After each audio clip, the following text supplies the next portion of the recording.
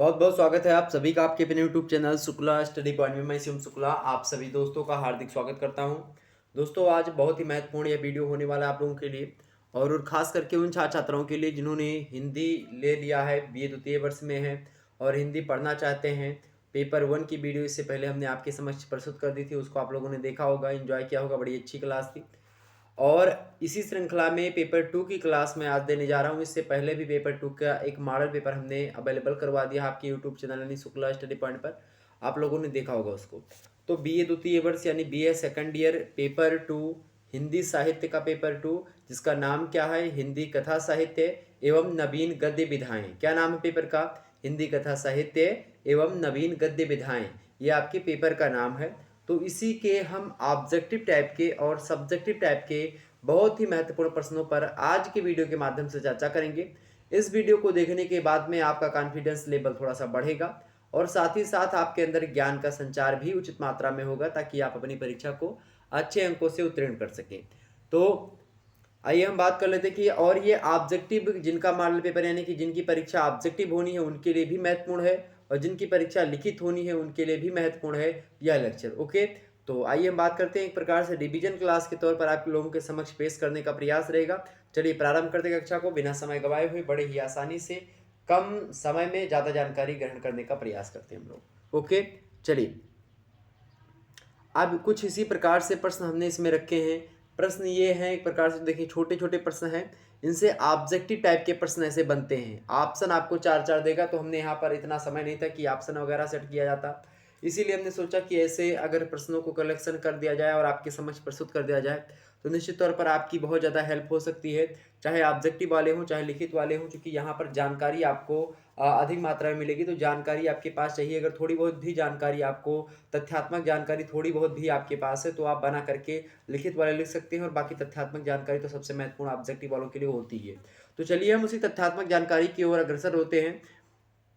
पहला प्रश्न आपके समक्ष दिया हुआ है। हिंदी साहित्य इतिहास के किस कालखंड में गद्य विधा का विकास हुआ है? हिंदी साहित्य के इतिहास के किस कालखंड में गद्य विधा का विकास हुआ है? तो गद्य विधा का विकास किस काल में हुआ भाई? आधुनिक काल में हुआ। किस काल में हुआ? आधुनिक काल में हुआ।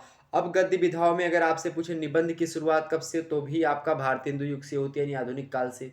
ओके, क्योंकि आधुनिक काल की जो प्रथम जो समय सीमा है या प्रथम जो युग है आधुनिक काल का, वो कौन सा है आपका? वो भारतेंदु युग है। उसके बाद में फिर और चीज़ें आती है।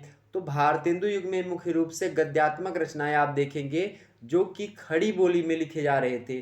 तो गद्यात्मक जो गद्य की रचनाएं थी भारतेंदु में, वो खड़ी बोली में लिखी जा रही थी और जो पद्य था यानी जो काव्य था वो भी अभी भी ब्रजभाषा में ही लिखा जा रहा था। ये बात आप ध्यान रखेंगे। तो हिंदी साहित्य के इतिहास में अगर पूछे कुछ भी विधा की यानी जो है ये सब विधाओं की शुरुआत, तो आपको आधुनिक काल लगाना है। ठीक है, चलिए तो इसका विकास कहाँ से हुआ? आधुनिक काल। ऑप्शन नंबर इसका ये उत्तर क्या हो जाएगा? आधुनिक काल में। नेक्स्ट प्रश्न, दूसरा नंबर प्रश्न क्या है? हिंदी उपन्यास का विकास किस काल में हुआ? हिंदी उपन्यास का विकास किस काल में हुआ? तो उपन्यास का विकास भी किस काल में हुआ भाई? आधुनिक काल में ही हुआ है। ठीक, तो ये भी आप लगा सकते हो। अगला प्रश्न है, उपन्यास कला के प्रमुख तत्व कौन कौन से हैं? उपन्यास कला में सबसे पहली जरूरी चीज होती है क्या? कथानक होना चाहिए। क्या होना चाहिए भाई? कथानक होना चाहिए। तो कथानक माने क्या होता है? बिन कथानक कहानी का क्या फायदा, यानी कहानी जो होती है एक प्रकार से, या फिर जो उसका पूरा का पूरा वर्णनात्मक ढांचा होता है पूरा का पूरा, अर्थात क्या कहानी कह रही है, तो उसी को कथानक कहते हैं। कथोपकथन जो उसमें उस कहानी में चरित्र चित्रों के द्वारा यानी पात्रों के द्वारा जो आपस में वार्तालाप यानी कि डायलॉग वगैरह बोले जाते हैं, वही कथोपकथन होता है। ठीक, तीसरी बात है पात्र योजना। पात्र योजना माने जो उसमें नायक नायिका या फिर जिसका भी चित्रण किया गया हो, किसी दरबारी का या फिर किसी विलन का, तो ये सब होते हैं आपके कौन? पात्र योजना। उसके बाद में देश काल यानी कि कहाँ की, मतलब कि किस देश काल की घटना, किस स्थान की घटना है, ये होता है देश काल। ये भी उपन्यास का तत्व है। ये सब कहानी के भी तत्व हैं, उपन्यास के भी तत्व हैं, ये बात आप ध्यान रखेंगे। वहीं अगला है आपका भाषा शैली, यानी आपकी जो भाषा है, कवि ने किस भाषा का प्रयोग करके लिखा है उपन्यास, ये भी उसका प्रमुख एलिमेंट होता है किसका? उपन्यास का, यानी कि तत्व होता है। भाषा कैसी है और शैली कैसी है? विधिवत रूप से अगर बात की तो भाषा और शैली अलग अलग हैं, लेकिन विद्वानों ने भाषा और शैली को एक ही मान लिया है इसमें, ये बात आप ध्यान रखेंगे। वहीं आपका उद्देश्य, यानी कि कोई अगर रचना लिखी जा रही है तो बिना किसी उद्देश्य के कोई रचना लिखी नहीं जाती है। और ख़ास करके उपन्यासों की बात की है तो उपन्यास में अगर उद्देश्य जो है नहीं है तो उपन्यास एक प्रकार से आपका बेकार लगेगा।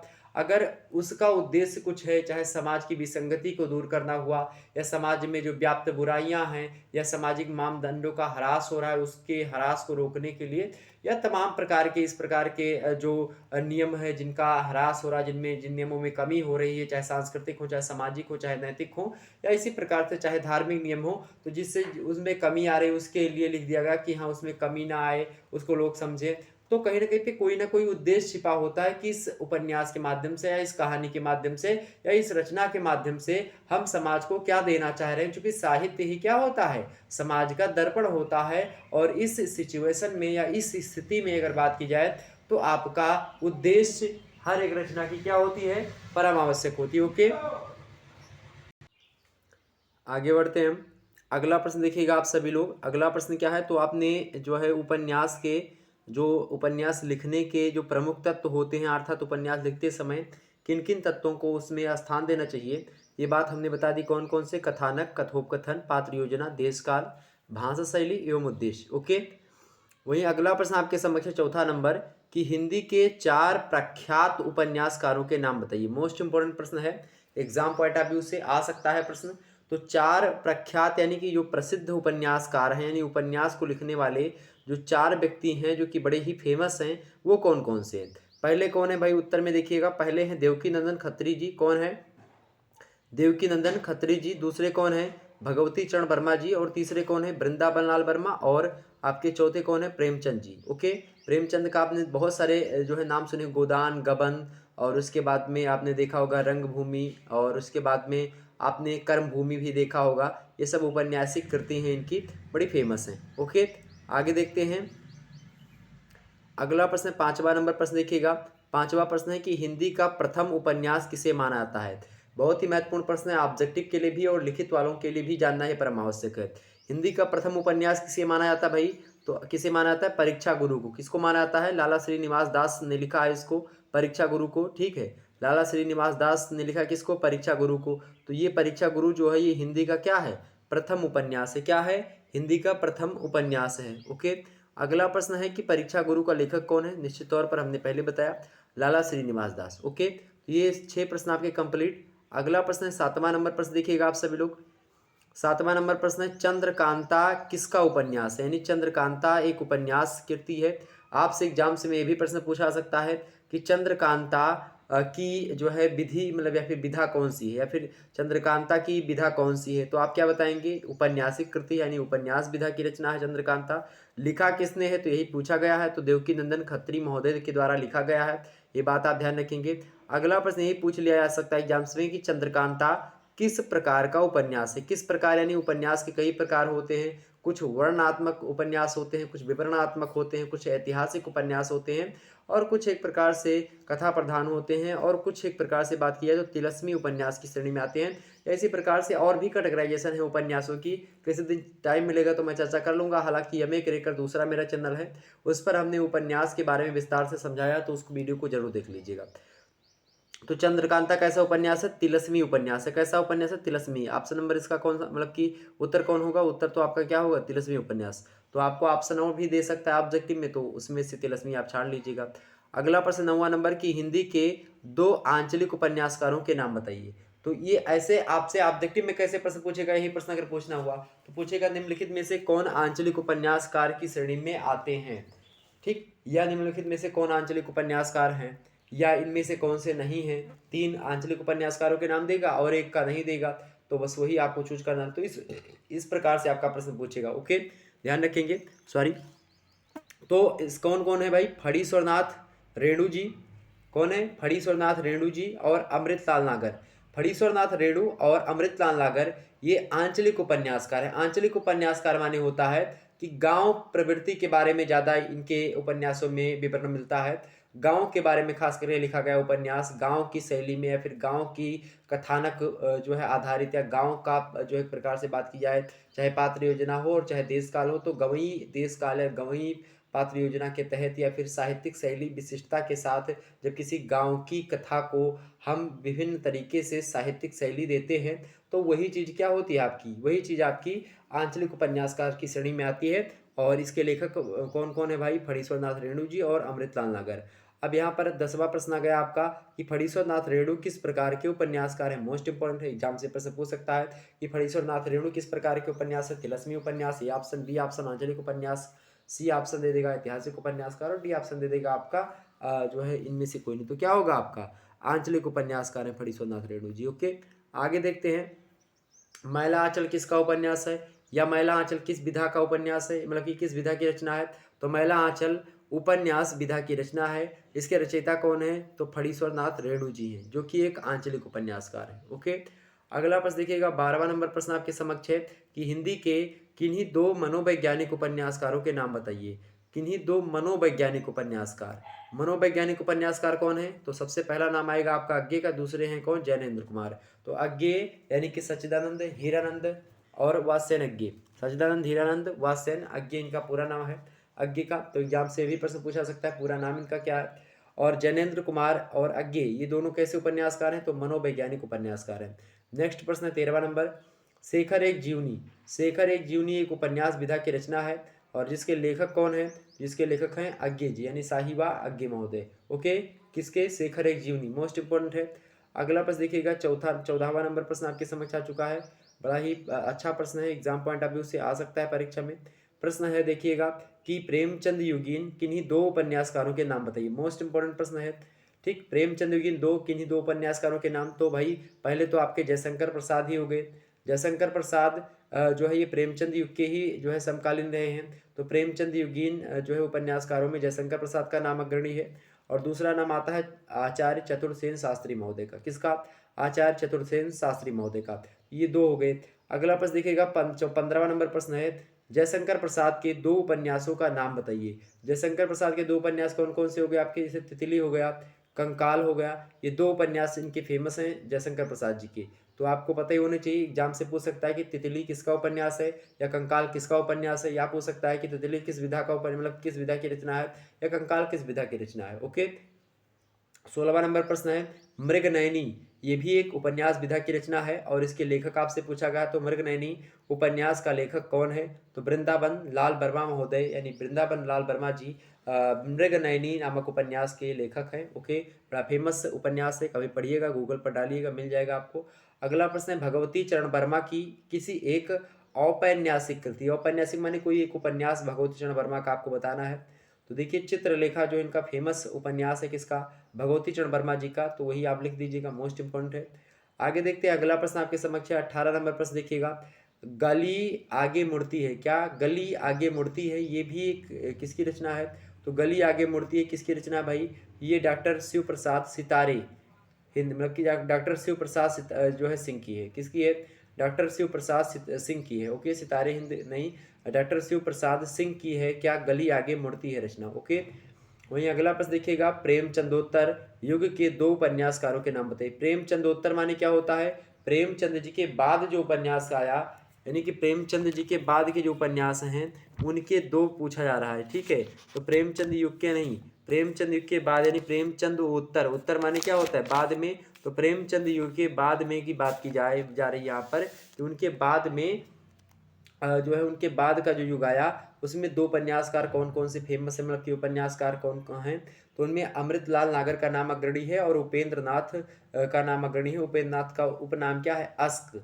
तो उपेंद्र नाथ अस्क और अमृतलाल नागर ये दो उपन्यासकार बड़े फेमस हैं प्रेमचंदोत्तर युग के। ओके, आगे देखते हैं, अगला प्रश्न 20वां नंबर प्रश्न है, राग दरबारी का लेखक कौन है भाई, राग दरबारी का लेखक कौन है, तो राग दरबारी का लेखक कौन है भाई, राग दरबारी का लेखक कौन है, राग दरबारी के लेखक है श्रीलाल शुक्ला जी। कौन है, श्रीलाल शुक्ला जी राग दरबारी नामक रचना के कौन है, लेखक है।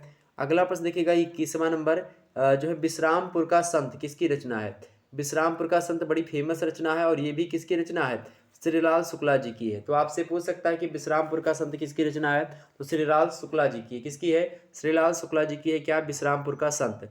वही नेक्स्ट प्रश्न देखेंगे 22 नंबर, मोस्ट इंपोर्टेंट, प्रेमचंद के किन्हीं 4 उपन्यासों के नाम बताइए। प्रेमचंद के किन्हीं 4 उपन्यासों के नाम बताइए। तो भाई गोदान, गबन, रंगभूमि, कर्मभूमि, बड़े फेमस उपन्यास हैं गोदान, गबन। गोदान तो खास करके आईएएस के सिलेबस वगैरह में भी शामिल है। मुंदरी, गोधन, ये सब ओके। तो ये बड़ा फेमस है गोदान। त्रासदी का वर्णन इसमें किया गया है।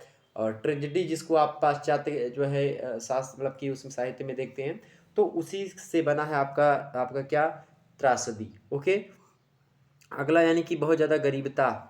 अगला प्रश्न है अमरकांत प्रेमचंद के किस उपन्यास का पात्र है।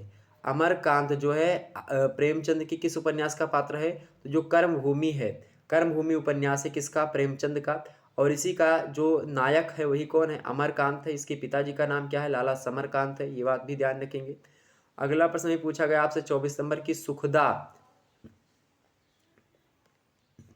सॉरी सुखदा कौन है भाई। सुखदा प्रेमचंद के किस उपन्यास की नारी पात्र है। तो किस उपन्यास की नारी पात्र है, कर्मभूमि उपन्यास की नारी पात्र है कौन, सुखदा। 25वां नंबर प्रश्न है निर्मला किसके द्वारा लिखा गया उपन्यास का मतलब उपन्यास है। निर्मला उपन्यास के लेखक कौन है भाई, तो प्रेमचंद ही है। कौन है, प्रेमचंद है। नेक्स्ट प्रश्न आप देखिएगा 26 नंबर प्रश्न आपके समक्ष दिया हुआ है। क्या है प्रश्न कि हिंदी साहित्य में उपन्यास सम्राट किसे कहा जाता है। मोस्ट इंपोर्टेंट प्रश्न है। हिंदी साहित्य में उपन्यास सम्राट किसे कहा जाता है या उपन्यास सम्राट के नाम से किसे जाना जाता है। तो मुंशी प्रेमचंद जी को जाना जाता है। किसको, मुंशी प्रेमचंद जी को ओके। नेक्स्ट प्रश्न आपके समक्ष है 27 नंबर यानी 27 नंबर। कर्मभूमि उपन्यास के प्रमुख पात्रों की संख्या कितनी है। कर्मभूमि उपन्यास के प्रमुख पात्रों की संख्या कितनी भाई, 10 प्रमुख पात्र हैं इसमें। किसमें, कर्मभूमि में। किसने लिखा है, तो प्रेमचंद जी ने लिखा है। अगला प्रश्न प्रेमचंद जी से बन सकता है आपका कि प्रेमचंद का कौन सा उपन्यास अधूरा रह गया। प्रेमचंद जी का कौन सा उपन्यास अधूरा रह गया मेरे भाई, तो कौन सा उपन्यास प्रेमचंद जी का अधूरा रह गया है, मंगलसूत्र नामक उपन्यास प्रेमचंद जी का ये अधूरा रह गया है। कौन सा, मंगलसूत्र। आप इसका क्या करेक्ट होगा, यही आपका। तो आपका करेक्ट आंसर ही हमने यहाँ पर लिखने का प्रयास किया है।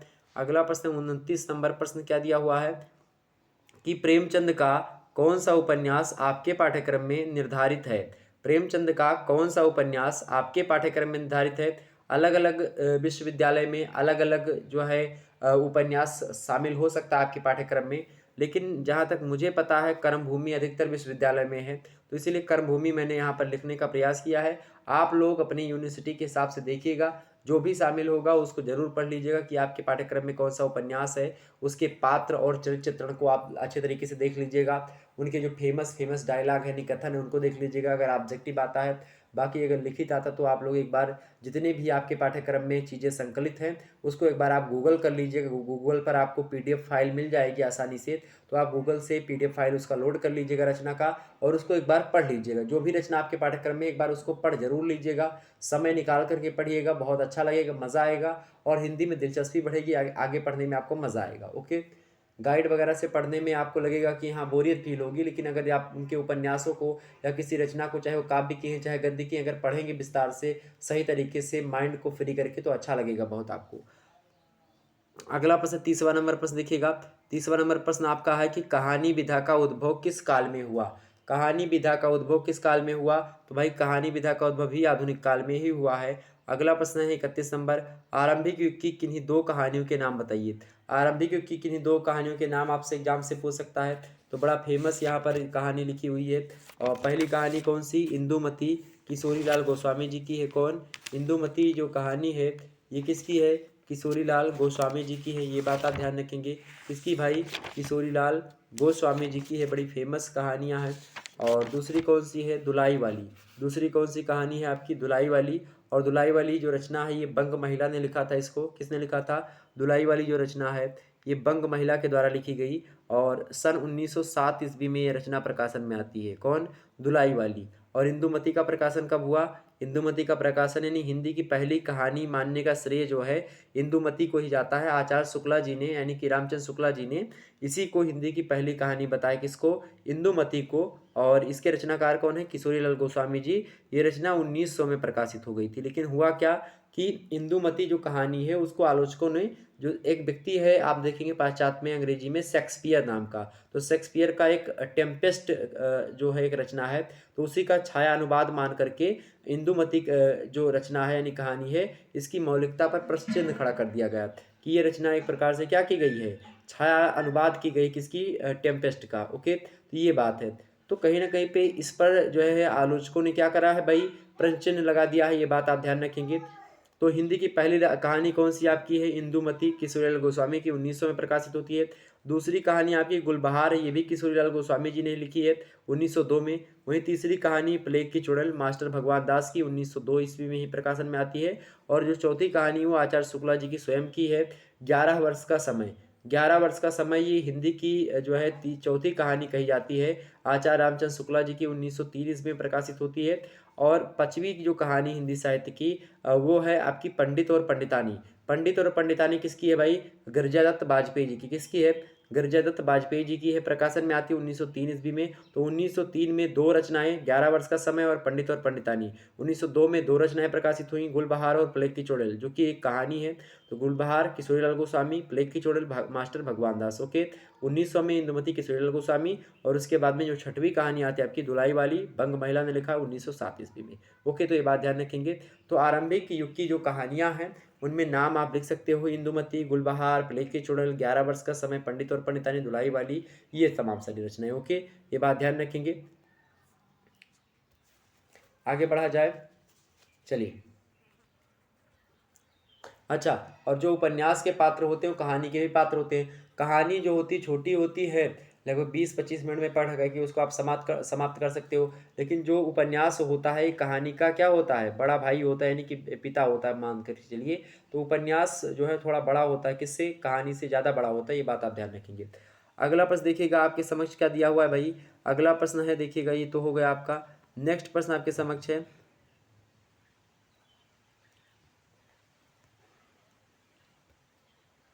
नेक्स्ट प्रश्न आपके समक्ष है 32 नंबर। इंदुमती किसकी कहानी है, इंदुमती किसकी भाई, तो किशोरीलाल गोस्वामी द्वारा रचित है। कब, 1900 में। अगला प्रश्न है 33 नंबर, 1960 ईस्वी के बाद लिखी गई कहानियों को कौन सी संज्ञा दी जाती है। तो 1960 के बाद में चाहे जो कविता लिखी गई हो और चाहे कोई कहानी लिखी गई हो, तो जो कविता लिखी गई 1960 के बाद की, तो उसको हम क्या कहते हैं, उसको सठोत्तरी कविता के नाम से जानते हैं। और जो कहानी लिखी गई है उन कहानियों को हम किस नाम से जानते हैं, सठोत्तरी कहानी के नाम से जानते हैं। ओके, तो ये बात ध्यान रखेंगे। तो प्रश्न क्या था कि 1960 ईस्वी के बाद लिखी गई कहानियों को कौन सी संज्ञा, यानी कौन सी संज्ञा माने क्या होता है, नाम, कौन सा नाम दिया गया है, सठोत्तरी कहानी नाम दिया गया। ओके, आगे देखते हैं अगला प्रश्न। 34 नंबर प्रश्न आपके समक्ष पूछ लिया गया कि समानांतर कहानी के प्रवर्तन का श्रेय किसको जाता है। मोस्ट इंपोर्टेंट प्रश्न है, समानांतर कहानी के प्रवर्तन का श्रेय किसको जाता है। तो किसको जाता है भाई, कमलेश्वर को जाता है। किसको जाता है, कमलेश्वर को जाता है समानांतर कहानी के प्रवर्तन का श्रेय। ओके, नेक्स्ट प्रश्न है, अकहानी आंदोलन की शुरुआत कब हुई। अकहानी आंदोलन की शुरुआत कब हुई मेरे प्यारे दोस्तों, मोस्ट इंपोर्टेंट प्रश्न है। 1970 ईस्वी के आसपास में अकहानी आंदोलन की शुरुआत होती है। कब, 1970 ईस्वी में। ओके, 36 नंबर पर देखिएगा, प्रेमचंद की कहानियां किस संग्रह में संकलित हैं। यानी कि कहानियों को अगर एक दो कहानी नहीं, मतलब कि 10-12 कहानी, 15 कहानी, या फिर 8-10 कहानी होती हैं,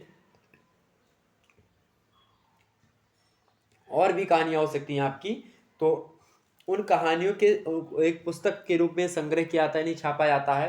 ठीक, तो उन्हीं को कहानी संग्रह कहते हैं। कहानी मतलब बहुत सारी कहानियों का संग्रह कर लिया जाए किसी एक कवि की, मतलब किसी एक रचनाकार के 4-5 या 10-12 कहानियों को एक मतलब कि एक कहानी संग्रह नाम से किसी शीर्षक देकर के प्रकाशित करवा लिया जाए, तो वो कहानी संग्रह होता है। तो प्रेमचंद की जो कहानियां किस संग्रह में संकलित हैं, तो मानसरोवर नाम की एक पुस्तक है, उसमें आप प्रेमचंद की कहानियों को पढ़ सकते हो। ओके, अगला देखते हैं भाई। 37 नंबर प्रश्न है, प्रेमचंद की किन्हीं दो कहानियों के नाम बताइए। तो बूढ़ी काकी बड़ी फेमस कहानी और कफन कहानी भी बड़ी फेमस कहानी है, और दोनों कहीं ना कहीं पे बहुत ज़्यादा गरीबी की और इंगित करती है। एक तो कहीं ना कहीं पे बूढ़ी काकी है, उसके सौतेले बच्चे हैं, वो उनको किस तरीके से उनकी जायदाद हड़प कर लेते हैं और उनको अपने पास रखते हैं, लेकिन उनकी सेवा नहीं कर पाते सही तरीके से। तो बूढ़ी काकी की ये दशा। उसके बाद में कफन कहानी आप देखेंगे, कफन के लिए तुम जो है पिता पुत्र रहते हैं, वो किस प्रकार से जो है उसकी, मतलब कफन के पैसे को लोग देते हैं गांव के, उसको लेकर के जाते हैं, भूख लगी रहती है, देखते हैं कि हाँ वहाँ पर पूड़ी छन रही होटल बगल में है, और तुरंत जो है कफन भूल जाते खरीदना और पूड़ी खाने बैठ जाते हैं और कहते हैं कि पिछले लगभग 10-12 सालों में आपकी पहली बार पेट जो है भरा है, इस प्रकार से बातें करते हैं। उस समय सिचुएशन है कि आपको खूब भूख लगी हो और उसकी जो लड़का था, उसकी जो औरत थी उसका मतलब गर्भावस्था में थी और वो जो है जन्म दे रही थी बच्चे को, उसी समय उसका देहांत हो जाता है और उसी को लेकर के उसके पास कफन के पैसे भी नहीं होते दोनों के पास, पिता पुत्र के पास। तो गांव वाले मदद करते हैं और उस पैसे को लेकर के वो लोग मार्केट से कफन लाने जा रहे होते हैं और उसी समय उनको भूख लगी हुई होती बहुत ज़्यादा, 2-3-4 दिनों से खाए नहीं हुए थे और उन्होंने देखा कि हाँ, पहले तो कहा कि पहले चलो खाते हैं और जल्दी जल्दी एक दूसरे की कहीं ना कहीं पे कि जल्दी ये मेरा पिता ज़्यादा ना खा ले, इस प्रकार से। तो कहीं ना कहीं पे कहानी दोनों बहुत ज़्यादा, आप पढ़ेंगे तो आपको रुलाई तक आ जाएगी, आपकी आंखों में आंसू भी आ जाएगी। कभी पढ़िएगा, बड़ी छोटी छोटी कहानी है लेकिन अच्छी कहानी है। बूढ़ी काकी कहानी पढ़ लीजिएगा सर्च करके यूट्यूब मतलब कि गूगल पर। कफन कहानी पढ़ लीजिएगा, प्रेमचंद जी की बड़ी फेमस है। ओके, आगे देखते हैं अगला प्रश्न 38 नंबर। प्रेमचंद की कौन सी कहानी आपके पाठ्यक्रम में संकलित है? तो भाई अधिकतर जो है पाठ्यक्रम में बूढ़ी काकी कहानी संकलित है, तो इसको हमने रखा। अगला प्रश्न आपके समक्ष है, जयशंकर प्रसाद का जन्म कहाँ पर हुआ था? जयशंकर प्रसाद का जन्म कहाँ पर हुआ था भाई? जयशंकर प्रसाद का जन्म कहाँ पर हुआ था? वाराणसी में जयशंकर प्रसाद जी का जन्म हुआ था। अगला प्रश्न 40 नंबर प्रश्न देखिएगा, प्रसाद जी की किन्हीं दो कहानियों के नाम बताइए। प्रसाद जी की किन्हीं दो कहानियों के नाम बताइए। तो पहली कहानी प्रसाद जी की कौन सी भाई? पहली कहानी मतलब कहने का ये है कि हाँ, इसके द्वारा मतलब कि जो मैं बता रहा हूँ, पहली आपकी होगी पुरस्कार, दूसरी कौन सी होगी? ममता। ये कहानी बड़ी फेमस है किसकी? प्रसाद जी की। ओके, अगला प्रश्न देखिएगा, जो है 41 नंबर, जयशंकर प्रसाद की कौन सी कहानी आपके पाठ्यक्रम में संकलित है? तो आकाशदीप कहानी संकलित है। ओके, आगे देखते हैं, आप देखिएगा अपने आपके पाठ्यक्रम में क्या है उसको ध्यान में रखिएगा, एग्जाम में आ सकता है। अगला इंपॉर्टेंट प्रश्न आपका है कि प्रसाद जी की प्रथम कहानी कौन सी है? प्रसाद जी की यानी जयशंकर प्रसाद की प्रथम कहानी कौन सी है? तो प्रथम कहानी जयशंकर प्रसाद की कौन सी है भाई? छाया कहानी इनकी प्रथम है, 1912 ईस्वी में प्रकाशित होती है छाया कहानी। ओके, बड़ी फेमस कहानी है। अगला प्रश्न 43 नंबर, आज्ञे का जन्म कब हुआ था? तो 7 मार्च का दिन था और 1911 का समय था। तो 7 मार्च 1911 ईस्वी को आज्ञे यानी सच्चिदानंद धीरानंद वात्स्यन आज्ञे जी का जन्म होता है। मृत्यु की बात की जाए तो आज्ञे का देहावसान कब हुआ था पूछा जा रहा है। तो मृत्यु 5 अप्रैल को हुई थी 1987 में। कब जन्म हुआ? 7 मार्च 1911 को, मृत्यु हुई 5 अप्रैल 1987 को। ओके, 45 नंबर प्रश्न, तार सप्तकों का प्रकाशन कौन करता था? आगे ही करते थे, बात ध्यान रखेंगे।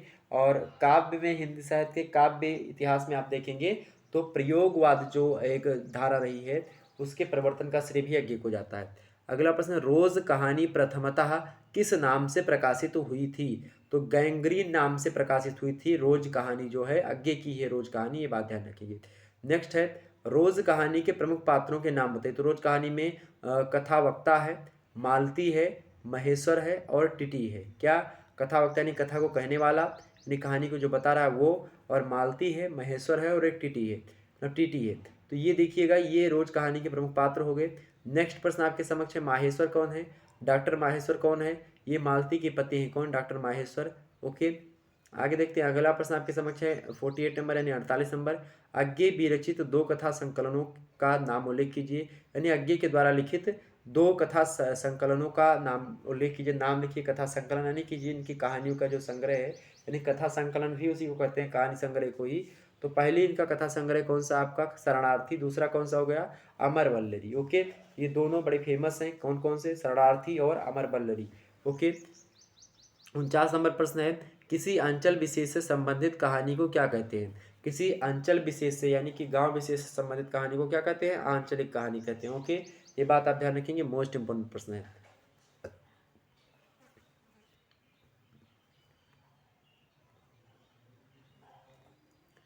अगला प्रश्न है 50 नंबर प्रश्न देखिएगा। 50वां नंबर प्रश्न है कि फणीश्वरनाथ रेणु का जन्म किस प्रांत में हुआ था? फणीश्वरनाथ रेणु का जन्म किस प्रांत में हुआ था? तो बिहार प्रांत में हुआ था। प्रांत माने होता है जो है आपका प्रदेश। तो किस प्रदेश में हुआ था? तो किस प्रांत में इनका जन्म हुआ था फणीश्वरनाथ रेणु का? तो बिहार प्रांत में इनका जन्म हुआ था। वहीं नेक्स्ट प्रश्न आपके समक्ष आ चुका है 51 नंबर प्रश्न देखिएगा। रेणु यानी फणीश्वरनाथ रेणु जी की बात हो रही है। फणीश्वरनाथ रेणु जी किस प्रकार के कथाकार के रूप में विश्व प्रसिद्ध हैं? विश्व प्रसिद्ध कहने का मतलब यहाँ पर कि भारत में प्रसिद्ध हैं। तो किस कथाकार के रूप में? तो ये आंचलिक कथाकार हैं, आंचलिक कहानी इन्होंने बहुत ज़्यादा लिखी है और इसी में इनको ख्याति प्राप्त हुई है। ओके, तो फणीश्वरनाथ रेणु जी आंचलिक कथाकार हैं, आंचलिक कहानीकार हैं। नेक्स्ट प्रश्न आपके समक्ष है 52 नंबर देखिएगा। रेणु जी किस कहानी का फिल्मांकन, मतलब कि रेणु जी की एक कहानी लिखी गई है, उस कहानी पर फिल्म भी बन चुकी है। तो पूछा जा रहा है कि रेणु जी की किस कहानी का फिल्मांकन किया गया, यानी कि फिल्म बनी है। तो तीसरी कसम उर्फ मारे गए गुलफाम, तीसरी कसम उर्फ मारे गए गुलफाम, ये इनकी एक कहानी है, किसकी, फणीश्वरनाथ रेणु जी की, जिस पर फिल्म भी बन चुकी है। अगला प्रश्न है 53 नंबर प्रश्न, रेणु जी का जन्म कब हुआ था। रेणु जी का जन्म कब हुआ था भाई, तो 1921 ईस्वी में रेणु जी का जन्म हुआ था। कहाँ पर हुआ था, बिहार प्रांत में हुआ था। अगला प्रश्न 54 नंबर, फणीश्वरनाथ रेणु की कौन सी कहानी आपके पाठ्यक्रम में संकलित है। तो ये आप अपने हिसाब से देखिएगा कौन सा पाठ्यक्रम में आपके संकलित है। हालांकि विभिन्न यूनिवर्सिटीज़ में आप देखेंगे तो संवादिया नाम की कहानी जो है वो फणीश्वरनाथ रेणु जी की पाठ्यक्रम में संकलित किया थी बीए द्वितीय वर्ष के पेपर 2 में। और द्वितीय वर्ष के पेपर 2 का क्या नाम है, हिंदी कथा साहित्य एवं नवीन गद्य विधाएं। ओके, ये बात आप ध्यान रखेंगे। 55 नंबर प्रश्न देखिएगा आप सभी लोग, रेणु जी का निधन कब हुआ था। फणीश्वरनाथ रेणु जी का निधन कब हुआ था, तो निधन हुआ था 11 अप्रैल 1977 ईस्वी को इनका निधन हो गया था, यानी मृत्यु हो गई थी। नेक्स्ट प्रश्न है 56 नंबर, रेणु जी की पहली कहानी का नाम बताइए। तो रेणु जी की पहली कहानी का नाम क्या है भाई, तो रेणु जी की पहली कहानी कौन सी है, बट बाबा। बट बाबा रेणु जी की पहली कहानी, क्या, बट बाबा रेणु जी की क्या है, पहली कहानी है। नेक्स्ट प्रश्न आप देखिएगा 57 नंबर प्रश्न आपके समक्ष दिया हुआ है कि रेणु को उनकी किन कहानियों के कारण से ख्याति मिली, यानी कि जो प्रसिद्ध हुए रेणु जी, उनको जो है प्रकार से प्रसिद्धि मिली, वो किन कहानियों से मिली। तो रेणु को उनकी कहानियाँ जैसे कि तीसरी कसम उर्फ मारे गए गुलफाम पर पिक्चर बनी, यानी मूवी बनी, इसके कारण से प्रसिद्ध है। दूसरी कहानी ठुमरी इनकी बड़ी फेमस है। तीसरी है अग्निखोर, ये भी बड़ी फेमस है। और आदिम रात्रि की महक, आदिम रात्रि की महक भी। तो चलिए फटाफट से एक बार वीडियो को लाइक और शेयर कर दीजिए, जितने भी लोग देख रहे हो, जितने भी लोग जुड़ चुके हो, सभी लोग वीडियो को लाइक और शेयर करेंगे। ओके, तो रेणु जी की उनकी किन कहानियों के लिए रेणु जी प्रसिद्ध हैं, हमने बताया आपको तीसरी कसम उर्फ मारे गए गुलफाम, इस पर मूवी भी बन चुकी है, देख लीजिएगा, यूट्यूब पर सर्च करेंगे, हो सकता है मिल जाए आपको। और दूसरी कहानी इनकी है ठुमरी। तीसरी कहानी कौन सी है जो कि फेमस करती है इनको, अग्निखोर। चौथी कहानी कौन सी, आदिम रात्रि की महक। और पांचवी कहानी इनकी लाल पान की बेगम। इनसे इनको विशेष ख्याति मिली, यानी ये कहानियाँ बड़ी फेमस हैं। तो इनको एक बार अगर आपको टाइम हो तो आप गूगल पर सर्च करेंगे, वहाँ पर ये कहानी मिल जाएंगी, पढ़ लीजिएगा। क्योंकि हिंदी अगर आप पढ़ रहे हैं तो हिंदी में आपको कहानी वगैरह कविता ये सब पढ़ना परम आवश्यक हो जाता है, तो आप लोग पढ़ लीजिएगा टाइम हो तो, मैं बता रहा हूँ। बाकी अगर आप परीक्षा लगी हुई है जल्दी तो कोई ज़रूरत नहीं है अभी पढ़ने की। अगला प्रश्न है 58 नंबर प्रश्न, रेणु के कहानी संग्रहों के नाम बताइए। कहानी संग्रहों के नाम क्या क्या है रेणु जी के, तो रेणु जी के 5 कहानी संग्रह हैं। कितने कहानी संग्रह रेणु जी के, 5 कहानी संग्रह। किसके, फणीश्वरनाथ रेणु जी की मैं बात कर रहा हूँ। तो पहला इनका कौन सा कहानी संग्रह होगा आपका, ठुमरी। दूसरा काव्य संग्रह कौन सा, आदिम रात्रि की महक। तीसरा काव्य संग्रह कौन सा, अग्निखोर। देखिएगा कि जो ठुमरी कहानी है, ये कहानी का भी शीर्षक है, यानी ठुमरी एक कहानी भी है और कहानी संग्रह भी है। कहानी संग्रह यानी कि ठुमरी कहानी जो है वो एक, मतलब कि ठुमरी कहानी जिस काव्य संग्रह में संकलित है, उस काव्य संग्रह को का जो है नाम भी, यानी उसका शीर्षक भी ठुमरी के नाम से ही दे दिया गया। ओके, तो इसलिए इसी प्रकार से आदिम रात्रि की महक फेमस कहानी है तो इसी के नाम पर नाम दे देगा पुस्तक का। अग्निखोर फेमस कहानी तो उसके नाम पर दे दिया गया। और एक श्रावणी दोपहर की धूप, एक श्रावणी दोपहर की धूप, ये भी एक कहानी है, लेकिन कहानी संग्रह का शीर्षक भी है, ये बात ध्यान रखेंगे। और पांचवी कहानी संग्रह इनका कौन सा, अच्छे आदमी। ये 5 कहानी संग्रह हैं किसके, फणीश्वरनाथ रेणु जी के। पहली ठुमरी, दूसरी आदिम रात्रि की महक, तीसरी अग्निखोर, चौथी एक श्रावणी दोपहर की धूप, और पांचवी अच्छे आदमी। नेक्स्ट प्रश्न आपके समक्ष आ चुका है 59 नंबर प्रश्न देखिएगा, रेणु की कहानियां किस क्षेत्र विशेष के परिवेश को चित्रित करती हैं। रेणु की कहानियां किस क्षेत्र विशेष के परिवेश को चित्रित करती हैं। तो रेणु जी की कहानियां बिहार राज्य के पूर्णिया जिले के सामाजिक, सांस्कृतिक और भाषाई परिवेश को चित्रित करती हैं, खास करके ये बात आप ध्यान रखेंगे। नेक्स्ट प्रश्न है 60 नंबर, भीषम साहिनी का जन्म कब हुआ था। भीषम साहिनी का जन्म कब हुआ था भाई, भीषम साहिनी जी का जन्म कब हुआ था, तो 1915 ईस्वी में भीषम साहिनी जी का जन्म होता है। और अगला प्रश्न है 61 नंबर, भीषम साहिनी का जन्म कहाँ पर हुआ था, तो कहाँ पर हुआ था भाई, रावलपिंडी में हुआ था। और भीषम साहिनी जी जो है अंग्रेजी विषय में एमए की हुई थी। तो पूछा था प्रश्न कि भीषम साहिनी किस विषय में एमए थे, तो ये अंग्रेजी विषय में क्या किए थे, एमए के, यानी कि मास्टर ऑफ आर्ट्स डिग्री इनके पास थी, किसकी, अंग्रेजी विषय की। अगला प्रश्न 63 नंबर, भीषम साहनी ने पीएचडी किस विश्वविद्यालय से की थी? तो पंजाब विश्वविद्यालय से भीषम साहनी जी ने क्या करी थी भाई? पीएचडी की उपाधि ली थी, यानी कि पीएचडी वहीं से करी थी। ओके, नेक्स्ट प्रश्न आपके समक्ष है 64 नंबर, भीषम साहनी किस कॉलेज में अध्यापक थे? तो ये अध्यापक भी रहे किसी कॉलेज में, तो कौन सा कॉलेज है? जाकिर हुसैन कॉलेज दिल्ली में स्थित है। तो जाकिर हुसैन कॉलेज दिल्ली के ये क्या रहे हैं? अध्यापक भी रहे हैं। नेक्स्ट प्रश्न है 65 नंबर, भीषम साहनी को कब और किस कृति पर साहित्य अकादमी पुरस्कार मिला है? देखिए, भीषम साहनी जी को एक काव्य कृति उनकी है तमस, और तमस क्या है? एक उपन्यास है। उसी उपन्यास पर 1975 को, यानी कि 1975 ईस्वी को क्या मिला है? भारतीय मतलब कि भारत की सरकार के द्वारा साहित्य अकादमी पुरस्कार इनको मिला। क्या? साहित्य अकादमी पुरस्कार मिला है 1975 में। किस उपन्यास पर? तमस उपन्यास पर। ओके, ये बात ध्यान रखिए, किस उपन्यास पर? तमस उपन्यास पर मिला है। अगला प्रश्न आप देखिएगा, अगला प्रश्न आपके समक्ष है 66 नंबर, भीषम साहनी की कौन सी कहानी पाठ्यक्रम में संकलित है? तो भीषम की कहा मतलब भीषम साहनी की कौन सी कहानी आपके पाठ्यक्रम में है? एक बार आप अपना पाठ्यक्रम देख लीजिएगा। वैसे जहाँ तक मुझे जानकारी है, अधिकतर विश्वविद्यालयों में तो चीफ की दावत जो कहानी है भीषम साहनी की, बड़ी फेमस कहानी चीफ की दावत, कि चीफ को बुलाता है और स्वयं की उसकी माँ होती है, बूढ़ी होती है। उस माँ को क्या करता है, जो चीफ होता है, मतलब कि जब आता है उसके घर पर मिस्टर सामनाथ रहते हैं, उनकी पत्नी और वो मिलकर के क्या करते हैं, बूढ़ी माता को क्या करते हैं भाई, उनको एक कमरे में बंद कर देते हैं और पार्टी वगैरह चलने लगती है कि साहब देख ना ले, ताकि जो है हमारा प्रमोशन कहीं ना रुक जाए। इस प्रकार से अपनी माँ को भी क्या कर देते हैं, नज़रअंदाज करते हैं। बाद में क्या होता है कि माँ इनकी सोने लगती हैं तो खर्राटे की आवाज़ आने लगती है बाहर, और साहब जो मिस्टर हैं, मतलब कि जो यानी कि जो चीफ है, वो जान जाता है और वो बाहर निकालता है बूढ़ी को और उनसे कहता है कि बचपन के गाने जो उस समय के थे सुनाइए कोई। इस प्रकार से बातें होती है। तो ये चीज़ इस कहानी का जो है बातें इसमें बताई गई। देखिएगा, एक बार कहानी पढ़िएगा, समय मिलेगा तो आपको। अगला प्रश्न, चीफ की दावत किसके घर पर आयोजित की गई थी? तो मिस्टर सामनाथ के घर पर यह आयोजित की गई थी, उसमें चीफ को बुलाया गया था। अगला प्रश्न है 68 नंबर, चीफ की दावत कहानी के नायक का नाम बताइए। तो चीफ की कहानी, जो चीफ की दावत कहानी है, उसके लेखक कौन है भाई? उसके लेखक कौन है चीफ की दावत? तो भीषम साहनी जी चीफ की दावत कहानी के लेखक हैं। और नायक कौन है इस कहानी का? तो मिस्टर सामनाथ हैं। ओके, कौन है? मिस्टर सामनाथ। अगला प्रश्न है 69 नंबर प्रश्न है, सामनाथ की माँ ने जो पुराना गीत सुनाया उसके बोल क्या थे? तो उसके बोल, यानी मिस्टर सामनाथ की माँ को जब जो है जान जाता है, जो चीफ आया होता है वो जानता है कि हाँ भाई ये जो है इसकी माँ जो है खराटे ले रही, तो उनसे उन्होंने बुलाया कि हाँ आओ दादी, पूछा उनसे हाल चाल। उसके बाद में क्या कहा कि जो है आप पुराना विवाह गीत कोई सुनाओ। तो उनकी माँ ने, यानी मिस्टर सामनाथ की माँ ने क्या सुनाया भाई? क्या सुनाया था? उसके बोल क्या थे? बोल यही थी कि हरियाणी माए, हरियाणी माड़े, मतलब कि हरियाणी माए, हरियाणी भैंडे, हरिया ते भांग हरिया हा।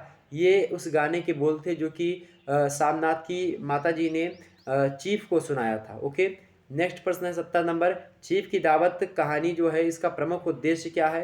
तो इसका प्रमुख उद्देश्य ये है कि एक खास मना स्थिति का विश्लेषण यहाँ पर किया गया है, जो कि मिस्टर सामनाथ के मन में उत्पन्न होती है। ओके, और उसके तहत जो चीफ के प्रति उसकी स्थिति होती है, यानी कि चीफ के लिए जो करता है चीफ को वही पसंद आता है जो कि चीफ को नहीं दिखाना चाहता मिस्टर सामनाथ। ओके, आगे देखते हैं अगला प्रश्न 70 नंबर, चीफ की दावत का प्रमुख उद्देश्य क्या? तो हो गया एक खास मना स्थिति का विश्लेषण किया गया।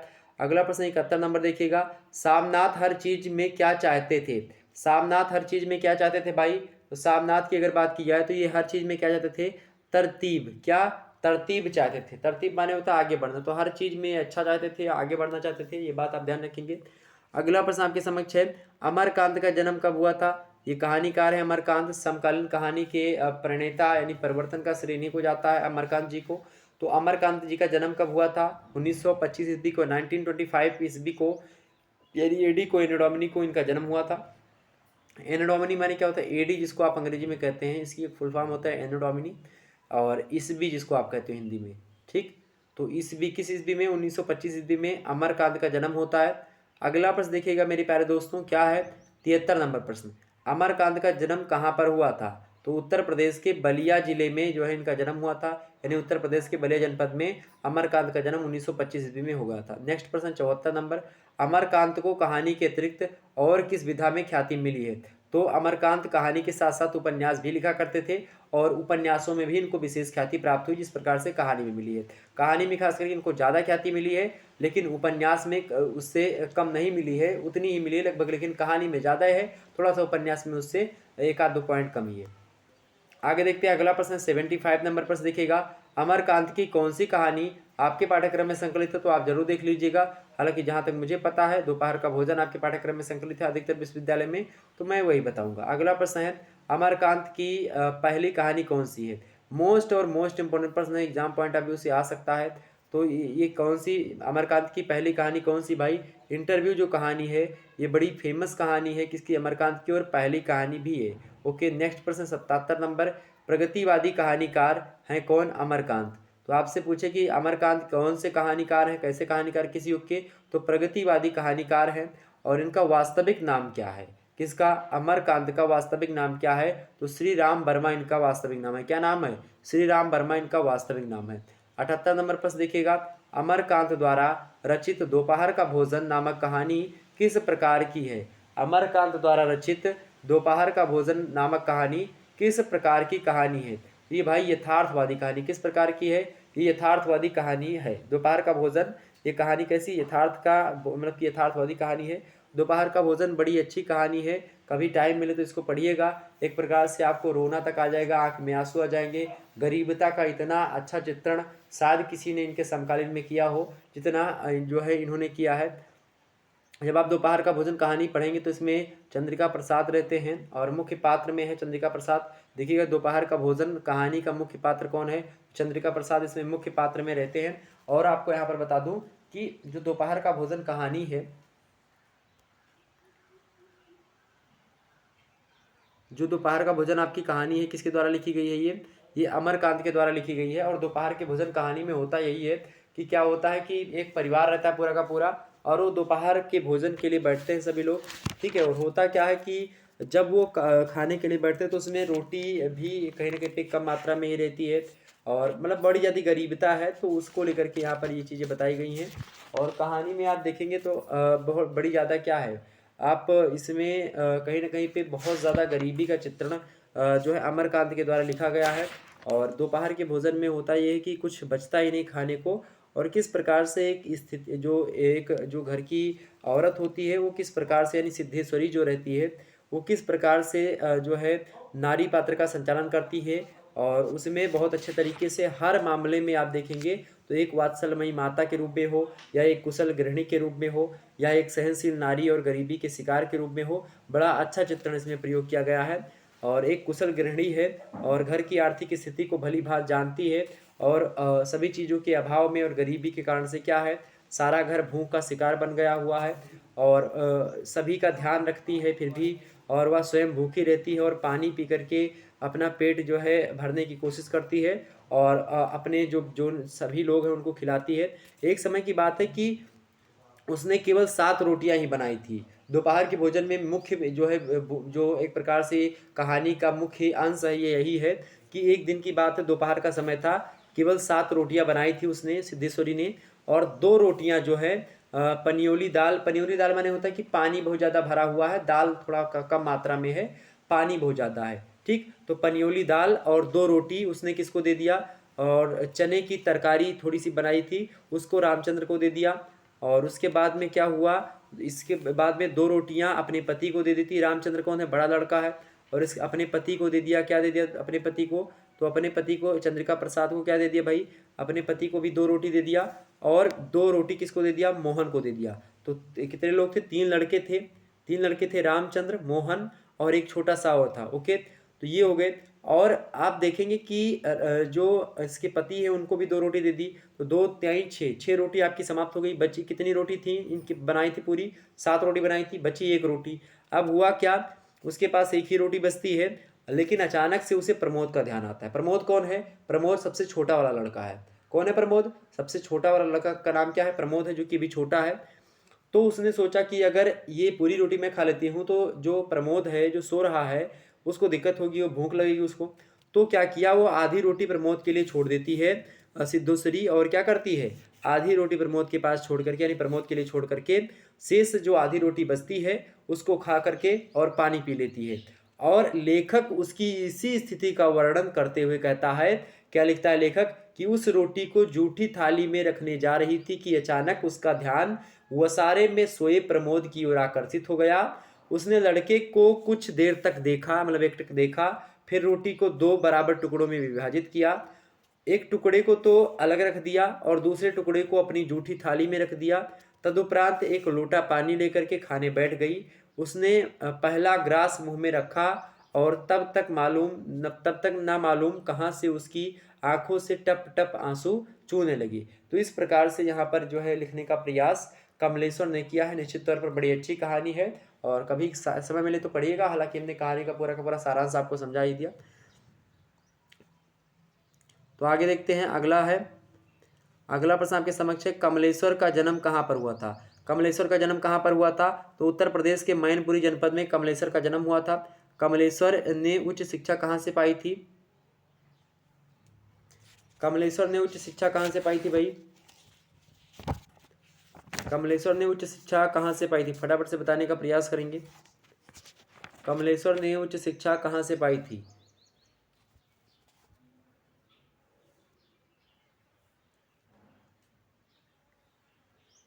बताइए। कमलेश्वर एक कहानीकार हैं। कमलेश्वर कौन है, एक कहानीकार हैं। और सॉरी, हमने अभी शुरुआत में क्या अमरकांत के बारे में बोल दिया था क्या, कि उनको समानांतर कहानी का प्रवर्तन का श्रेय अमरकांत को जाता, नहीं, अमरकांत को नहीं जाता, ये बात आप ध्यान रखेंगे। किसको जाता है, कमलेश्वर जी को जाता है। समानांतर कहानी के प्रवर्तन का श्रेय कमलेश्वर को जाता है। वहाँ पर जो है निकल गया था मुझसे अमरकांत।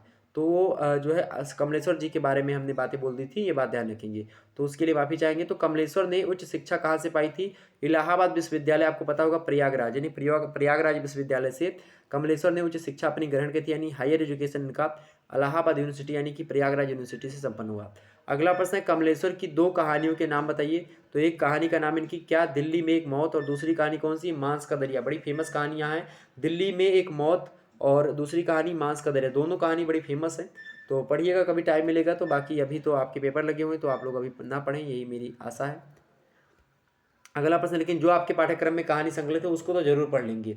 अगला प्रश्न है, कमलेश्वर की कहानियों में किस काल की परिस्थितियां प्रमुखता के साथ चित्रित हुई हैं। कमलेश्वर की कहानियों में किस काल की परिस्थितियां प्रमुखता के साथ चित्रित हुई हैं, तो स्वतंत्रोत्तर काल की, यानी स्वतंत्रता के जो बाद वाला काल आया है, यानी कि 1947 के बाद का जो सिस्टम है भारतीय, उसके बारे में कहीं ना कहीं पे उस काल के बारे में जो है बताने का प्रयास कमलेश्वर की कहानी में मिलता है।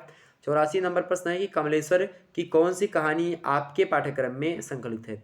तो कमलेश्वर की कौन सी कहानी आपके पाठ्यक्रम में भाई, तो कमलेश्वर की नीली झील जो कहानी है, लगभग सभी विश्वविद्यालय में या कुछ विश्वविद्यालय में या अधिकतर विश्वविद्यालय में बोल सकते हैं, अधिकतर विश्वविद्यालय में आपकी नीली झील कहानियाँ संकलित है। लेकिन आप देख लीजिएगा, अगर आपके पाठ्यक्रम में जो होगी उसको आप लोग पढ़ लीजिएगा, ओके। बाकी तो सभी वही है। अगला प्रश्न 85 नंबर, कमलेश्वर द्वारा रचित नीली झील का नामक कहानी का नायक कौन है। कौन नायक है, महेश या फिर महेशा। महेशा उस कहानी में आप देखेंगे लिखा हुआ मिलेगा, तो महेश या महेशा जो है दोनों एक ही बात है। अगला प्रश्न 86 नंबर, नीली झील कहानी की नायिका का क्या नाम है। नीली झील कहानी की नायिका का क्या नाम है भाई, पार्वती या फिर पार्वती। तो आप देखेंगे पार्वती तो वैसे शुद्ध हुआ, लेकिन आप कहानी में देखेंगे तो पार्वती का प्रयोग किया गया, पार्वती, ओके। तो पार्वती या फिर महेशा, ये दोनों नाम उसके फेमस हैं, जबकि महेश महेशा का होता है और पार्वती का पार्वती। ये दोनों बातें आप ध्यान रखिएगा। अगला प्रश्न 87 नंबर प्रश्न देखिएगा, रेखा चित्र का शाब्दिक अर्थ क्या है। रेखा चित्र का शाब्दिक अर्थ क्या है, तो रेखाओं से बने चित्र को हम क्या कहते हैं, रेखा चित्र कहते हैं। रेखा चित्र की बात की तो कम शब्दों में ज्यादा बातों को बयां करता है। आगे बढ़ते हैं हम, तो रेखा चित्र का शाब्दिक अर्थ क्या है, रेखाओं से बने चित्र, इसका शाब्दिक अर्थ है। रेखा चित्र एक हिंदी की गद्य विधा है, ये बात ध्यान रखिए, नवीनतम गद्य विधा है। 88 नंबर प्रश्न है, रेखा चित्र को अंग्रेजी में क्या कहते हैं। तो रेखा चित्र को अंग्रेजी में क्या कहते हैं, थंबनेल स्केच। क्या कहते हैं, थंबनेल स्केच जो है इसको अंग्रेजी में कहते हैं, ओके। अगला प्रश्न 89 नंबर प्रश्न है कि डॉक्टर रामचंद्र तिवारी के अनुसार संस्मरण क्या है। डॉक्टर रामचंद्र तिवारी जी के अनुसार संस्मरण क्या है, तो संस्मरण किसी स्मर्यमाण की स्मृति का शब्दांकन है। क्या कहा इन्होंने, रामचंद्र तिवारी जी ने संस्मरण की परिभाषा को देते हुए कहा कि संस्मरण किसी स्मर्यमाण की स्मृति का क्या है, शब्दांकन है। यानी कोई चीज़ जो याद करने योग्य हो, उसकी आपको याद आती है, तो उसी याद को अगर आप शब्दों में बयां कर दें, यानी शब्द का अंकन कर दें, उसको लेखनी का प्रयोग करके अपनी साहित्यिक शैली प्रदान कर दें, तो वही चीज़ क्या हो जाती है, वही चीज़ संस्मरण कहलाती है। हिंदी साहित्य की नवीनतम गद्य विधाओं में से एक है। अगला प्रश्न आपके समक्ष है 90 नंबर। डॉक्टर नगेंद्र ने संस्मरण को किस प्रकार परिभाषित किया है? डॉक्टर नगेंद्र कहते हैं संस्मरण की परिभाषा को देते हुए कि व्यक्तिक अनुभव तथा इतिवृत्त से रचा गया, इतिवृत्त अथवा वर्णन ही क्या कहलाता है, संस्मरण कहलाता है। इतिवृत्त माने होता है कि वर्णन करना, मतलब कि विस्तार से किसी चीज को बताना। तो व्यक्तिक अनुभव तथा इतिवृत्त से रचा गया। व्यक्तिक अनुभव आपके पास क्या है, यानी कि इतिवृत्त माने विवरणात्मक शैली में, तो दोनों में लिखा गया, यानी कि आपके अनुभव को, आप अपने अनुभव को खूब विस्तार वाली शैली का प्रयोग करते हुए जब वर्णन करते हैं किसी बात का, तो उसी को संस्मरण कहते हैं। ऐसा बता दें किसने, डॉक्टर नगेंद्र ने परिभाषा दी है। नेक्स्ट प्रश्न आपके समक्ष है 91 नंबर। रेखा चित्र के लिए हिंदी में कौन सा शब्द प्रयोग किया जाता है? तो रेखा चित्र के लिए हिंदी की बात करें तो हिंदी में क्या चित्र प्रयोग किए जाते हैं? पहला तो है व्यक्ति चित्र के नाम से भी जाना जाता है, दूसरा शब्द चित्र भी रेखा चित्र को कहते हैं, और व्यक्ति शब्द चित्र के नाम से, यानी कि व्यक्ति शब्द चित्र लेख भी कहा जाता है। ये तीन नाम ध्यान रखिएगा, क्या? व्यक्ति चित्र, शब्द चित्र और व्यक्ति शब्द चित्र लेख। ओके। नेक्स्ट प्रश्न है 52 नंबर, देखिएगा, सॉरी 92 नंबर प्रश्न है। रेखा चित्र को स्वतंत्र अस्तित्व किसने प्रदान किया? उन्होंने कुल कितने रेखा चित्रों की रचना की है? मोस्ट इंपोर्टेंट प्रश्न है। रेखा चित्र को स्वतंत्र अस्तित्व प्रदान करने वाले विद्वान का नाम क्या है? बनारसी दास चतुर्वेदी जी हैं। ओके, क्या नाम है? बनारसी दास चतुर्वेदी जी हैं। और बनारसी दास चतुर्वेदी की बात की जाए तो 40 रेखा चित्र इनके सामने आते हैं। तो इन्होंने 40 रेखा चित्रों की रचना लगभग की है। किसने? बनारसी दास चतुर्वेदी महोदय ने। ओके, आगे देखते हैं। अगला प्रश्न आपके समक्ष है 93 नंबर प्रश्न, देखिएगा, बड़ा फेमस प्रश्न है, अच्छा प्रश्न, एग्जाम पॉइंट ऑफ व्यू से मोस्ट इंपोर्टेंट है। प्रश्न क्या है कि कुछ प्रमुख रेखा चित्रकारों के नाम बताइए। कुछ प्रमुख रेखा चित्रकारों के नाम, बड़े ध्यान रखिएगा इनको। पहला नाम क्या है? श्री राम शर्मा आचार्य जी का। दूसरा नाम क्या है? बनारसी दास चतुर्वेदी जी का। तीसरा नाम राम वृक्ष बेनीपुरी जी। ओके, अगला नाम है सूर्यकांत त्रिपाठी निराला जी। अगला नाम है राहुल शंकरत्यान जी का। अगला नाम है विष्णु प्रभाकर जी का। और अगला नाम है कन्हैयालाल मिश्र प्रभाकर। तो ये सभी क्या है? प्रमुख रेखा चित्रकारों की श्रेणी में आते। कौन कौन? श्री राम शर्मा, बनारसी दास चतुर्वेदी, राम वृक्ष बेनीपुरी, सूर्यकांत त्रिपाठी निराला, राहुल सांकृत्यायन, विष्णु प्रभाकर और कन्हैयालाल मिश्र प्रभाकर इनका उपनाम है। किसका? कन्हैयालाल मिश्र का। ओके, ये बात आप ध्यान रखेंगे। आगे बढ़ते हैं। अगला प्रश्न आपके समक्ष 94 नंबर प्रश्न, देखिएगा आप सभी लोग, कि शहीदों के रेखा चित्र की, मतलब शहीदों के रेखा चित्र किस पात्रिका में प्रकाशित हुए थे? तो शहीदों के जो रेखा चित्र थे वो किस पत्रिका में प्रकाशित हुए थे भाई? तो विशाल भारत नाम की पत्रिका संपादित होती थी उस समय, और उसी विशाल पत्रिका, मतलब विशाल भारत पत्रिका में संपादन हुआ था किसका? शहीदों के रेखा चित्र का। ओके, अगला प्रश्न देखिएगा, 95 नंबर प्रश्न आपके समक्ष है कि राम वृक्ष बेनीपुरी का, प्रश्न क्या है? राम वृक्ष बेनीपुरी का कौन सा रेखा चित्र, राम वृक्ष बेनीपुरी का कौन सा रेखा चित्र आपके पाठ्यक्रम में संकलित है? तो लगभग अधिकतर विश्वविद्यालय में बाल गोविंद भगत नाम का रेखा चित्र, जो कि राम वृक्ष बेनीपुरी ने लिखा है, यही संकलित होता है, तो हमने इसको इसीलिए रखा। नेक्स्ट प्रश्न आपके समक्ष है 99 नंबर, कि संस्मरण शब्द का क्या अर्थ है? संस्मरण शब्द का क्या अर्थ होता है? तो संस्मरण शब्द का शाब्दिक अर्थ की बात की जाए तो इसका अर्थ क्या होता है? सम्यक स्मरण। सम्यक माने होता है सारा, यानी कि बहुत कुछ, लगभग संपूर्ण, सकल जिसको आप कहते हैं हिंदी में। तो सम्यक माने क्या होता है? संपूर्ण, सकल या फिर सारा। तो सारा माने क्या होता है? मतलब कि पूरा का पूरा। तो संस्मरण स्मरण की सम्यक स्मरण, यानी कि जो पूरी पुरानी चीजें आपकी हैं, जो स्मृति योग्य हैं, यानी कि जो आप याद करने योग्य हैं, आपके जीवन में ऐसी घटनाएं जो कि याद करने योग्य हैं, मेमोरेबल हैं, यानी कि मेमोरियल हैं, जो यादगार लम्हे हैं, उनको याद करना ही, या फिर वो ऐसे लम्हे जो कि यादगार हैं, उसी को हम क्या कहते हैं? तो वो समय, मतलब पूरा का पूरा आपके जीवन का वही संस्मरण होता है। अगला प्रश्न देखिएगा 100 नंबर प्रश्न, यानी कि 100वां नंबर प्रश्न है कि संस्मरण विधा का प्रकाशन कब और किस संस्मरण से माना जाता है? मोस्ट इंपोर्टेंट प्रश्न है। तो संस्मरण विधा का प्रकाशन की बात की जाए तो 1907 ईस्वी की बात है। 1907 ईस्वी में बाबू बाल मुकुंद गुप्त व पंडित प्रताप नारायण मिश्रा के संस्मरण से माना जाता है। किसके किसके? तो बाबू बाल मुकुंद गुप्त व पंडित प्रताप नारायण मिश्रा जी के संस्मरण से 1907 ईस्वी की बात है। संस्मरण विधा का प्रारंभ यहीं से माना जाता है। अगला प्रश्न देखिएगा आप सभी लोग, 101 नंबर प्रश्न, 101 नंबर प्रश्न बड़ा अच्छा प्रश्न है। प्रश्न है कि मध्यकाल के किन्हीं दो संस्मरण लेखकों के नाम और उनकी कृतियों सहित नाम लिखिए। तो मध्यकाल के किन्हीं 2 संस्मरण लेखकों के नाम और साथ ही साथ लेखकों के नाम के आगे जो है आपको क्या लिखना है, उनकी एक एक रचना का नाम लिख दें, ज़्यादा बेटर रहेगा। देखिए लाला श्रीनिवास दास की बात की है तो लाला श्रीनिवास दास बोल दिया, ये तो नहीं है। लाला श्रीनिवास दास जो हैं वो आपके कौन है भाई, परीक्षा गुरु जो कि हिंदी का पहला उपन्यास है उसके लेखक हैं। ओके, ये लाला श्रीनिवास शास्त्री हैं और लाला श्रीनिवास शास्त्री की रचना है एक मेरी जीवन स्मृतियाँ, जो कि क्या है, एक संस्मरण है। क्या है, मेरी जीवन स्मृतियाँ संस्मरण विधा की एक रचना है जो कि श्रीनिवास शास्त्री के द्वारा लिखित है। ओके, अगला वही दूसरा जो व्यक्ति हैं, दूसरे कौन है संस्मरणकार, उनका नाम क्या है, राधिका रमण सिंह जी। तो राधिका रमण सिंह के द्वारा कौन सा रेखा चित्र लिखा, सॉरी संस्मरण लिखा गया है, तो अनागरिक धर्मपाल।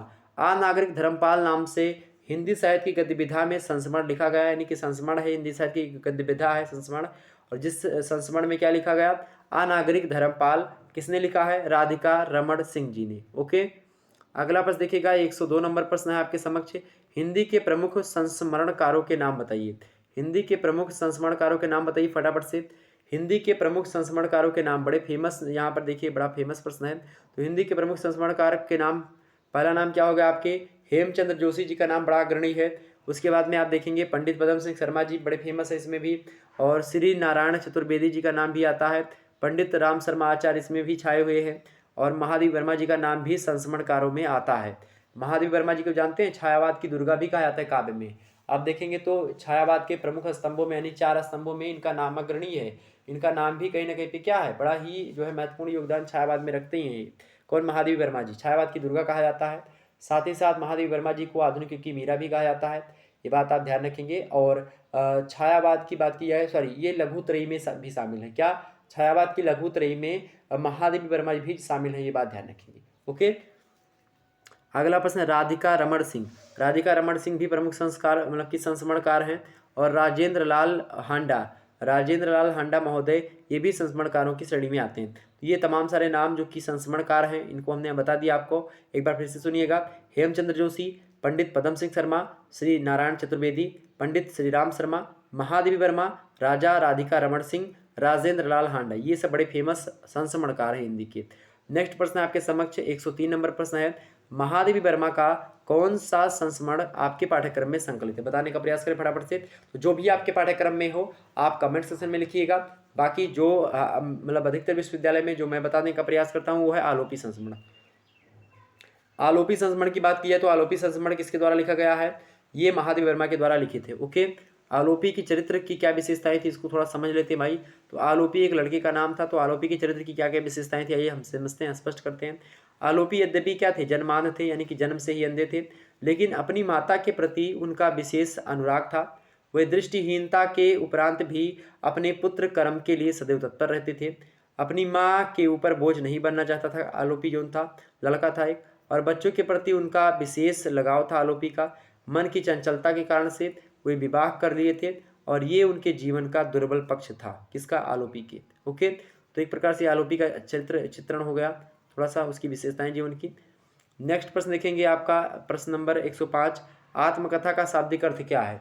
आत्मकथा का शाब्दिक अर्थ क्या है, आत्मकथा माने क्या होता है, शाब्दिक अर्थ सिंपल सी अपनी कथा। आत्मकथा माने क्या होता है, अपनी कथा। जब कोई लेखक या फिर जब कोई जो लिखने वाला कोई व्यक्ति, यानी जिसको आप लेखक कहते हैं, तो जब कोई लेखक अपने जीवन की, यानी कि अपने जीवन की खुद की कथा, यानी अपने जीवन की कथा को या अपने जीवन की कहानी को या अपने जीवन चरित्र को अपनी ही लेखनी का प्रयोग करके अपनी ही साहित्यिक शैली में लिखने का प्रयास करता है, तो इस प्रकार की रचना जो तैयार होती है उस रचना को हम आत्मकथा कहते हैं। ठीक, जीवनी ठीक इसके थोड़ा सा मतलब कि इसके थोड़ा सा कहीं ना कहीं पे विपरीत होती है, किस मामले में, लिखने के मामले में। क्योंकि आत्मकथा खुद के द्वारा लिखी जाती है, लेकिन जीवनी जो होती है, जैसे कि कोई फेमस व्यक्ति, फेमस करैक्टर है, तो उसके द्वारा, किसी फेमस राइटर के द्वारा, किसी पुराना फेमस राइटर है, कोई पुराना फेमस राइटर है, कोई पुराना कोई व्यक्ति है, उसके द्वारा मतलब उसके ऊपर किसी कवि के द्वारा, किसी लेखक के द्वारा या किसी ऑथर के द्वारा लिखी गई जो साहित्यिक शैली में रचना होती है उसको हम जीवनी कहते हैं।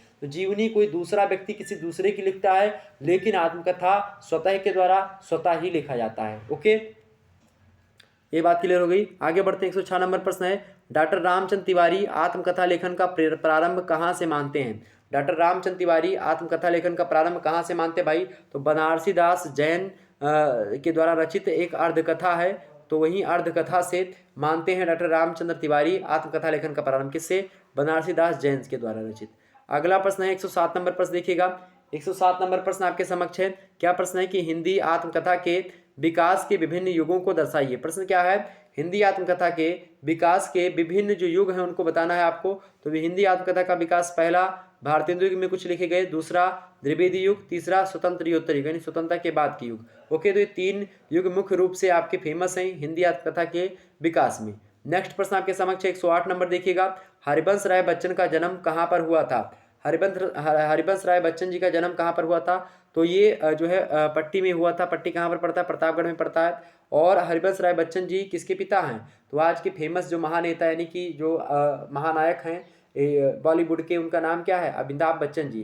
तो अमिताभ बच्चन जी के पिताजी कौन है? हरिवंश राय बच्चन। मधुशाला नामक कृति आपने देखा होगा, बड़ी फेमस है, इन्हीं की है। देखिए 109 नंबर में क्या है? मधुशाला कृति के लेखक कौन है? मधुशाला, मधु माने होता है, मधुशाला माने क्या होता है? शराब का ठेका, उसको मधुशाला कहते हैं। और उसमें जो एक प्रकार से मदिरा का सेवन मतलब वहाँ पर करवाया जाता है। कहने का मतलब ये है कि तो उसमें जब मधुशाला में लोग जाते हैं, दारू के ठेके पर जाते हैं, तो उसी का एक प्रकार से इतना अच्छा वर्णन हरिवंश राय बच्चन जी ने किया है। लेकिन ये कभी दारू वगैरह पीते नहीं थे, ये बात भी ध्यान रखेंगे आप। तो मदिरा का कभी सेवन नहीं किया था, यानी मद्यपान निषेध व्यक्ति थे, निषेधात्मक व्यक्ति थे। मद्यपान का सेवन ना करते हुए, या फिर आप कहें कि दारू कभी भी नहीं पी, लेकिन दारू पीने के बाद में होता क्या है, या दारू पीने वाले बर्तन को क्या कहते हैं और कैसे पिया जाता है, इन समस्त बातों का, पीने के बाद में क्या रिएक्शन होता है लोगों का, ये समस्त मुद्दों पर इन्होंने अपनी रचना मधुशाला में विस्तार से वर्णन किया। बड़ी फेमस रचना है, कभी टाइम मिले तो गूगल पर सर्च करके पढ़िएगा, बड़ी फेमस रचना है। तो हरिवंश राय बच्चन जी की रचना है। अगला प्रश्न है 110 नंबर प्रश्न देखिएगा। हरिवंश राय बच्चन जी के पिताजी का क्या नाम था? तो इनके पिताजी का नाम था प्रताप नारायण श्रीवास्तव। क्या नाम था? प्रताप नारायण श्रीवास्तव नाम था किसका? इनके पिताजी का, हरिवंश राय बच्चन जी के। अगला प्रश्न 111 नंबर प्रश्न देखिएगा। प्रश्न है कि वर्तमान काल के किन्हीं 2 यात्रा वृत्तों का उल्लेख कीजिए। यात्रा वृत्त क्या होते हैं? जब कोई आप यात्रा कर रहे हो और यात्रा करने के साथ ही साथ आप बात कर रहे हो किसी से, तो उसको आप अगर लिख ले डायरी में, तो उसको यात्रा वृत्त कहा जाता है। तो यात्रा के द्वारा जो बीते गए, जो आपकी बीती मतलब होती है, आप बीती होती है, तो उसी का वृत्तांत साहित्यिक शैली के माध्यम से जब कोई लेखक या कभी लिखने का प्रयास करता है, तो उसी को यात्रा वृत्तांत के नाम से जाना जाता है हिंदी साहित्य जगत में। ये एक गद्य विधा है। कौन? यात्रा वृत्तांत। तो वर्तमान काल के किन्हीं 2 यात्रा वृत्तांतों के नाम पूछे गए आपसे। तो पहला है हमारी जापान यात्रा, ये कन्हैयालाल मिश्र प्रभाकर की है। हमारी जापान यात्रा यानी कन्हैयालाल मिश्रा जी जापान की यात्रा जो उनकी है, उन्होंने लिखा हमारी जापान यात्रा। और दूसरी जो है यात्रा वृत्त वो कौन सा है? प्रातः एक स्वप्न। क्या है? प्रातः एक स्वप्न। किसने लिखा है? निर्मल वर्मा की है। क्या? निर्मल वर्मा का यात्रा वृत्त है क्या? प्रातः एक स्वप्न। नेक्स्ट प्रश्न देखिएगा, 112 नंबर प्रश्न है आपके समक्ष। डायरी के लिए, डायरी के लिए हिंदी की में किन शब्दों का व्यवहार होता है? डायरी के लिए, डायरी के लिए हिंदी में किन शब्दों का प्रयोग होता है? बड़ा फेमस प्रश्न है, इंपॉर्टेंट प्रश्न है एग्जाम पॉइंट ऑफ व्यू से। तो हिंदी में डायरी को क्या कहा जाता है? दैनंदिनी, या फिर दैनिकी, दैनिकी, दैनंदिनी, या फिर रोजनामचा। तो रोजनामचा कहा जाता है, या फिर दैनंदिनी, या फिर दैनिकी। मतलब कि डेली की जो घटनाएं हो वो अगर आप लिखते हैं डेली की डेली, तो वही आपकी डायरी लेखन कहा जाता है। ये बात आप ध्यान रखेंगे। हिंदी साहित्य की एक गद्य विधा है ये। अगला प्रश्न है 113 नंबर। डायरी लेखन के कितने रूप मिलते हैं? डायरी लेखन के मुख्य रूप से अगर बात की जाए तो 3 लेखन मिलते हैं। डायरी जो है 3 लेखन में मतलब कि 3 तरीके से लिखी जाती है, फिर 3 प्रकार की डायरी मुख्य रूप से होती है खास करके। तो पहली कौन सी होगी? साहित्यिक डायरी, यानी कि साहित्यिक चीज़ें अगर लिखी जा रही है डायरी में, तो वो उस प्रकार की डायरी साहित्यिक डायरी कहलाती है। दूसरी डायरी होती है आपकी ऐतिहासिक डायरी। ऐतिहासिक डायरी मतलब कि जो इतिहास की चीज़ें हैं उनको किस तरीके से आप मेंशन करते हैं अपनी डायरी में, अपनी विचारधारा में, वो उस प्रकार की डायरी जो होती है जब किसी लेखक के द्वारा लिखी जाती है, तो उसको ऐतिहासिक डायरी कहते हैं। जबकि बात की जाए राजनीतिक डायरी की, तो जब पॉलिटिकल थिंकर्स या फिर पॉलिटिकल चीज़ें यानी कि राजनीति में जो क्रियाकलाप चल रहे हैं या फिर जो भी विचार आ जा रहे हैं, उनको अगर आप उस डायरी में मेंशन करते हो अपने जीवन के राजनीतिक पक्षों को, तो वो राजनीतिक डायरी कहलाती है। ओके, ये बात क्लियर हो गई आपकी। वहीं अगला प्रश्न आपका 114 नंबर प्रश्न है। आवारा मसीहा के केंद्र में किसका जीवन चरित्र है? आवारा मसीहा के केंद्र में किसका जीवन चरित्र है भाई? तो आवारा मसीहा एक जीवनी विधा की रचना। किस विधा की रचना है आवारा मसीहा?